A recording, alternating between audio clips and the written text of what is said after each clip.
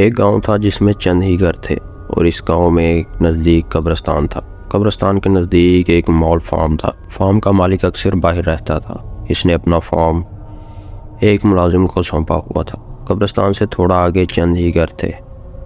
माल इतना ज़्यादा था, रात को इस मुलाजिम को 12-1 बजे तक काम करता था। एक दिन गांव में फौतगी हुई। 70 साल बुजुर्ग फौत हो गया। इसके जनाजे के बाद दफनाया गया। रात के 12 बजे मुलाजिम काम में मसरूफ़ था। इसे कब्रिस्तान की तरफ से किसी को जाते देखा तो वो थोड़ा परेशान हुआ। इस वक्त कौन हो सकता है? फिर सोचा शायद कोई बाहर गया हो, वापसी पर लेट हो गई होगी, इस वक्त घर जा रहा हो। ये सोचकर अपने काम में लग गया। जब सुबह हुई, गांव में बात चल रही थी कि कल जो बुजुर्ग वफात पा गया, शाम को इसकी कब्र पे कोई छेड़खानी कर गया है। मिट्टी भी हटी हुई थी कब्र से। फिर ये सब ने ये सोचा कि शायद कोई जंगली जानवर ने ऐसा किया हो। फार्म के मुलाजिम ने बात सुनी और शाम को जाता बंदा याद आया, लेकिन मामूली बात समझकर किसी को नहीं बताया। या फिर दिन गुजरते रहे। तकरीबन 22 दिन बाद फिर एक 90 साल औरत फौत हुई। इसका जनाजा पड़ा, दफना दिया गया। रात के तकरीबन 1 बजे का वक्त था। मुलाजिम ने फिर किसी को कब्रिस्तान जाते देखा। इस बार थोड़ा सा आगे जाकर देखा तो एक औरत थी, काले बुर्के में तेज़ी से जा रही थी। वो बहुत परेशान हुआ कि इस वक्त औरत कहाँ जा रही होगी। आगे मज़ीद नहीं गया, औरत गलत ना समझ ले।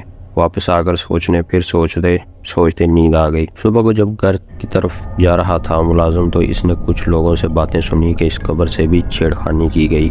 तो कोई मसला ज़रूर है। पूरे गाँव में खबर फैल गई। फिर कुछ लोगों ने कहा कि कब्र खोद कर देखा जाए, मुर्दा दफन है या नहीं, लेकिन वहाँ बुजुर्गों ने रोक दिया कि ऐसा करना ठीक नहीं। आगे से कुछ ऐसा हुआ तो फिर कोई हल ढूंढेंगे। मुलाजिम ने सोचा हो ना हो ये इसी औरत का काम हो सकता है जो फौतगी की रात मुझे कब्रिस्तान में जाती देखी थी। इसने अहद कर लिया अगली बार इसका पीछा करूँगा। चंद दिन बाद फिर से फौतगी हो गई। एक नौजवान इंसान को हार्ट अटैक से वफात पा गया। इसके जनाजे के बाद दफनाया गया। रात के तकरीबन 1:30 बजे का वक्त था। मुलाजिम इसके इंतज़ार में बैठा हुआ और सोचों में गुम था। वही औरत इसे नजर आई, आज भी काले बुर्के में थी। कब्रिस्तान की तरफ जा रही थी। मुलाजिम ने सोचा आज पता ज़रूर लगाऊंगा कि ये औरत कब्रिस्तान क्या करने जाती है। मुलाजिम उठा और इसके पीछे चुपचाप चलने लगा। वो औरत आगे आगे जा रही थी और कब्रिस्तान के करीब पहुँच रुक गई। मुलाजिम एक झाड़ी के पास छुप गया। औरत ने इधर उधर देखा और फिर चलने लगी। मुलाजिम थोड़ी देर चुप रहा। जब औरत थोड़ी दूर चली गई और नज़रों से ओझल हो गई तो मुलाजिम झाड़ी के पीछे से निकलकर फिर इसके पीछे चलने लगा। आसपास कोई न था। दूर से किसी कुत्ते की भौंकने की आवाज़ आ रही थी। मुलाजिम कब्रिस्तान में दाखिल हुआ तो कोई भी नहीं था वहाँ। इसे एकदम डर लगने लगा कि कहीं कोई चुड़ैल तो नहीं, और वो एक दरख्त के पास छुपकर आसपास औरत को ढूंढने लगा। एक कब्र के पास इसे कोई साया नजर आया।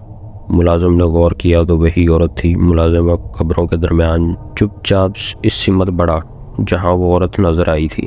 कब्रों के दरमियान झाड़ियाँ थीं, जिसकी वजह से मुलाजिम एहतियात के साथ जा रहा था कि कहीं वो देख ना ले। वो औरत अभी तक वहीं बैठी थी। मुलाजिम करीब पहुँच के एकदम खड़ा हुआ तो वहाँ कोई नहीं था। वो औरत पता नहीं कहाँ गायब हो गई थी। मुलाजिम को पसीना आ गया। वो खौफ से कांपने लगा। एकदम पीछे आहट हुई। मुलाजिम पहले से खून में मुब्तला था और डर के इसके मुंह से चीख निकली। इसने मुड़ के देखा, वही औरत सामने खड़ी है। अभी वो संभला भी ना था कि इस औरत ने छुरे से इस पे हमला किया। मुलाजिम पीछे को हुआ लेकिन छुरा इसके पेट को चीर चुकी थी। मुलाजिम ज़मीन पे गिरा। वो औरत आगे आई और मुलाजिम पे झुक के इसका खून पीने लगी। मुलाजिम अभी जिंदा था। इसे अंदाज़ा हो गया था ये औरत कोई चुड़ैल नहीं है। मुलाजिम ने देखने की कोशिश की कि औरत का चेहरा नजर आए। औरत ने सर उठाया, मुलाजिम की तरफ देखा। मुलाजिम ने डर के आंखें बंद कर लीं कि औरत समझे ये मर चुका है। लेकिन औरत ने छुरी उठाई और मुलाजिम को दोबारा मारनी चाहिए तो मुलाजिम ने इसका छुरी वाला हाथ पकड़ लिया। इसी में छुरी औरत के हाथ से ज़मीन पर गिर गई।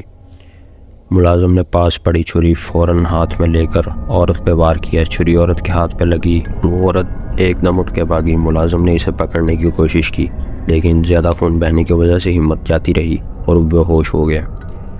सुबह गाँव वाले कब्रिस्तान की तरफ आए कि कहीं फिर किसी ने कब्र के साथ छेड़खानी न की हो, तो वहाँ मुलाजिम की लाश पड़ी थी और हाथ में छुरा भी था। सब गाँव वाले ये देखकर खौफसदा हो गए। ये कैसे हुआ, और कुछ का ख्याल था कि ये सब मुलाजिम करता था। क्योंकि लाश इसी कब्र के पास पड़ी थी और कब्र की मिट्टी भी थोड़ी हट चुकी थी। अब पूरे गांव में चहमगोइयाँ हो रही थी कि फार्म में जो मुलाजिम था वो कब्रों से मुर्दे निकाल कर खाता था। पूरे गांव में खौफ रास फैल गया। गांव वालों ने मुलाजिम को दफना दिया। गांव के कुछ जवानों ने, जिनका मुलाजिम के साथ उठना बैठना था, यही कहना था कि वो एक अच्छा इंसान था, ज़रूर इसको भी इसी ने मारा जो कब्रों के साथ छेड़खानी करता है। गांव में शाम होते ही सन्नाटा छा जाता। लोग घरों से निकलते वक्त डरते। बच्चों को तो माएँ दिन में बाहर नहीं जाने देती थी। अब गांव के कुछ सियाने लोगों ने मिलकर मशवरा किया कि 2-3 लड़के रात को पहरा दिया करेंगे जब तक कि मामला हल नहीं हो जाता, लेकिन पहरा चुप करके करेंगे ताकि जो कोई भी है इन्हें पता ना चले और वो होशियार ना हो जाए। अब रोज़ शाम के बाद गांव के लड़के कब्रिस्तान में पहरा देते, लेकिन ऐसी कोई गैर मामूली चीज़ लोगों ने नोट नहीं की। इस तरह कई माह गुजर गए। अब तो इन लोगों को भी यकीन होने लगा कि ये मुलाजिम का ही काम था। वो पहरा देने वाले भी थकने लगे। गांव के बड़ों ने लड़कों को पहरे से रोक दिया। अब आहिस्ता आहिस्ता मामूल पे आ गए और इस वाक़े को कई साल गुजर चुके थे। गांव वाले भूल गए और अपने कामों में मसरूफ़ हो गए। काफ़ी टाइम बाद सर्दियों के दिन थे। यकबस्ता हवाएं चल रही थीं। गांव में फौतगी हुई। लोग कफन दफन में मसरूफ़ थे। मुर्दे को गुस्ल कफन देकर दफना दिया गया और लोग सरे शाम ही घरों को रवाना हो गए। ऐसे ही रात के 1-2 बजे का वो टाइम था। गांव के बड़े जवान बैठक में बैठे थे। अक्सर गांव के लोग बैठक लगाते जहां बुजुर्ग लोग पुराने वक्तों के किस्से सुनाते। जवान और बच्चे गौर से सुनते। आज भी ऐसी ही एक बैठक लगी थी और सब मरने वालों को याद करते। इनसे वो बस्ता वाक़यात एक दूसरे को सुना रहे थे कि अचानक मुलाजिम का कोई वाक़या निकला। सब एकदम चुप हो गए। कब्रों से छेड़खानी की वजह से इन्हें गुस्सा था मुलाजिम पे। 2-3 लड़के जिसे आज तक मुलाजिम पे यकीन था कि इसने ऐसा नहीं किया, ज़रूर कोई और बात है, वरना कोई अपनी जान कैसे ले सकता है। तीनों ने एक दूसरे की तरफ देखकर इशारा किया और उठ के बाहर निकल आए। ये वही लड़के थे जो मुलाजिम के साथ उठते बैठते थे। बाहर निकल के तीनों कब्रिस्तान की तरफ चल दिए कि दोस्त की याद आई तो फातिहा ही पढ़ाए। इनकी कब्र पे फातिहा पढ़ के तीनों वापस मुड़े तो इनकी नज़र जो नई कब्र बनी थी इस तरफ को रुकी। वहाँ जैसे कोई कब्र के साथ बैठा हो। एकदम तीनों को वो छेड़छाड़ वाली बात याद आई और एक दूसरे को देखकर तीनों ने फैसला किया कि जो कोई भी हुआ आज नहीं जाने देंगे। हाथों में पत्थर उठाकर आहिस्ता से कब्र की तरफ बढ़े। करीब पहुंचकर एक ने आवाज़ देकर पूछा, कौन है? साया एकदम उठा कि मुड़ा और तीनों ये देखकर हैरान रह गए कि वो कोई औरत है जिसने बुर्का किया है। इसके हाथ में छुरी भी है। अब तीनों को पूरी कहानी समझ आ गई कि मुलाजिम को भी इसी ने मारा था। छुरी से औरत ये देखकर 3 लोग हैं घबरा के एक तरफ से निकलने की कोशिश की और साथ में एक लड़के पे हमला भी किया, लेकिन तीनों लड़कों ने एक साथ पत्थर मार मार कर लड़की को मार डाला। औरत चीखती हुई एक जानब को भागी। छुरा इनके हाथ से ज़मीन पर गिर गया था। एक ने वो छुरा उठाया। तीनों इसके पीछे भागे। औरत घबराहट में गाँव की तरफ भागी। गाँव में भाग दौड़ से बैठक में बैठे लोग बाहर आए और क्या हुआ, कौन चीखें मार रहा है? क्या देखते ही एक औरत भागी आ रही और 3 लोग इसके पीछे। करीब पहुंचकर जिसके हाथ में छुरी थी और उस पे छुरियों के वार कर दिए और औरत वहीं गिर के तड़प के मरने लगी। लोगों ने तीनों लड़कों को पकड़ लिया। कौन है औरत? औरत को क्यों मारा? तीनों लड़कों ने पूरी बात बताई कि हमने इस औरत को कब्र से मिट्टी हटाते देखा तो ये भागी और आखिर में पकड़ के मार दिया। थोड़ी देर में पूरे गाँव में खबर फैल गई। गाँव के बच्चे, बूढ़े, हत्ता के औरतें तक लाश के गिर जमा थे जैसे कोई और ही मखलूक हो। गांव के लोग गुस्से में थे कि ये हमारे प्यारों के जिस्म से गोश्त काट कर खाती रही है, हम लोग इसे कब्रिस्तान में दफनाने नहीं देंगे। फिर सबकी सलाह मशवरे से दूर वीराने में लाश फेंक आए। फिर काफ़ी अरसे तक किसी मैयत के दफन के बाद भी कई दिन तक कब्रिस्तान का चक्कर ज़रूर लगाते थे और फिर बाद में ऐसा कोई मामला पेश ना आया।